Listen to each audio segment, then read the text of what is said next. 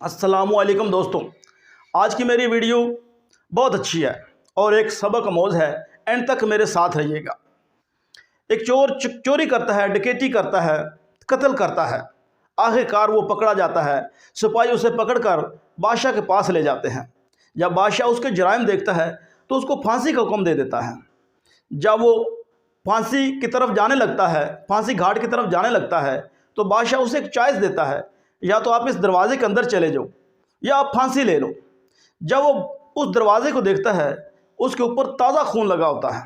वो खौफ के मारे डर जाता है।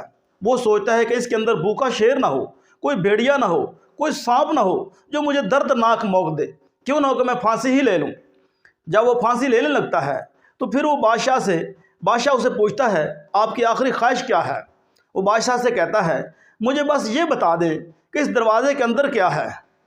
बादशाह ने कहा, आपसे पहले किसी ने ये नहीं पूछा, सब ने मौत कबूल कर ली।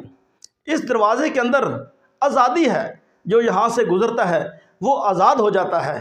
दोस्तों देखो, आज तक हम लोगों के खौफ से कोई भी काम करते हैं, वो हमें डराते हैं, ये काम ना करो, ऐसे ना करो, ये नहीं होगा। अगर एडिसन बल्ब ईजाद ना करता तो आज हम अंधेरों में डूबे होते। पायलट जहाज़ ना उड़ाता तो हम दुश्मन का कैसे मुकाबला करते। अगर वो यही सोचता मैं गिर जाऊंगा, जहाज़ गिर जाएगा, तबाह हो जाएगा।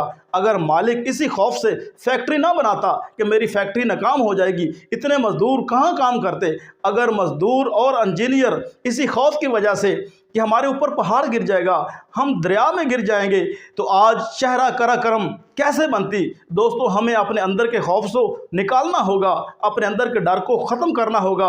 हमें रास्तों से रास्ते बनाने होंगे, हमें पहाड़ों का सीना, आसमान का सीना चीरना होगा। इसी में हमारी कामयाबी